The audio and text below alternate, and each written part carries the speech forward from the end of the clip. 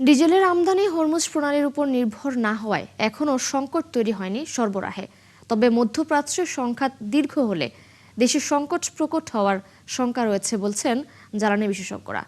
তাই সংকট কাটাতে বিকল্প উৎস খুঁজে বের করার পাশাপাশি যেসব দেশে পর্যাপ্ত ডিজেলের মজুদ রয়েছে তাদের সাথে যোগাযোগ বাড়ানোর তাগিদ দিয়েছেন তারা। প্রণবেশ চক্রবর্তীর প্রতিবেদন। দেশের সবচেয়ে বেশি চাহিদা থাকা জ্বালানি ডিজেলের আমদানি একসময় হরমুজ প্রণালীর উপর নির্ভর করলেও বিগত বেশ কিছু বছর ধরে বাংলাদেশের ডিজেল আমদানি হয় মালয়েশিয়া, সিঙ্গাপুর, ইন্দোনেশিয়া, চীন, ভারত থেকে। এই মুহূর্তে দেশের ডিজেল আমদানির ক্ষেত্রে সংকট তৈরি না হলেও মধ্যপ্রাচ্য সংঘাত দীর্ঘায়িত হলে ডিজেল সংগ্রহের বিকল্প সোর্স বা দেশগুলোতেও এর প্রভাব পড়বে বলছেন সংশ্লিষ্টরা। শিয়া বাটার ও ভিটামিন সমৃদ্ধ লিলি বিউটি সোপ, তারুণ্যময় উজ্জ্বল ত্বকের জন্য। ইন্ডিয়া থেকেও তো আমাদের কিছুটা পাইপলাইনে তো আছেই, নুমালীগড় থেকে ইন্ডিয়াতে তেল আসে, এবং তার বাইরে একটা বিকল্প জ্বালানি সোর্সও গভর্নমেন্টে তৈরি করার জন্য চেষ্টা করছে। দেশের জ্বালানির সিংহভাগ চাহিদা ডিজেলের।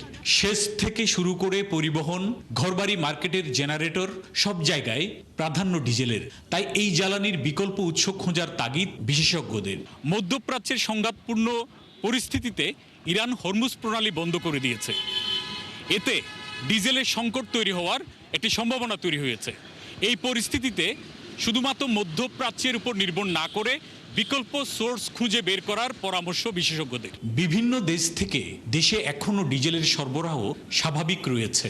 বন্দর ও বিপিসির তথ্য অনুযায়ী এমবি লিয়ানহুয়ানহু ট্যাঙ্কারে চট্টগ্রাম বন্দরে 27,005 মেট্রিক টন ডিজেল এসেছে 10ই মার্চ।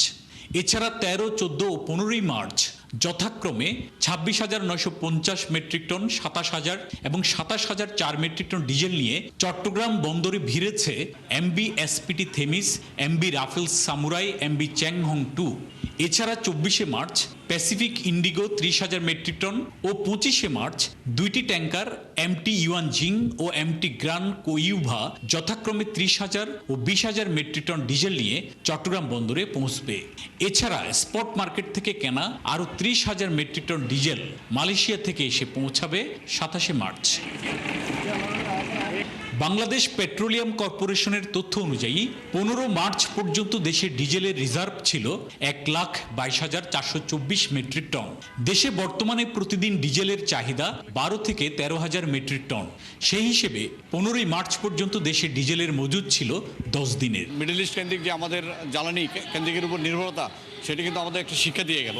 এখন এই শিক্ষা গ্রহণ করে আমাদের বহুমাত্রিক আমাদের এই জ্বালানি কেন্দ্রিক যে কার্যক্রমগুলো, এগুলোকে আরও সম্প্রসারণ করা উচিত। যাদের সাথে আমাদের সবসময় ব্যবসা বাণিজ্য আছে, China, Singapore, India, Malaysia, Indonesia, Brunei, সবার সাথে কথা বলে এই সমস্যার একটা আসল সমাধান বের করে আসা উচিত। সংকট উত্তরণে ডিজেলের রিজার্ভ বাড়ানোর পাশাপাশি কোনো একক উৎস নির্ভরতা না রাখার পরামর্শ দিয়েছেন বিশেষজ্ঞরা। দীর্ঘমেয়াদী যদি হয় যুদ্ধ, সেক্ষেত্রে দীর্ঘমেয়াদী পরিকল্পনাও নিতে হবে।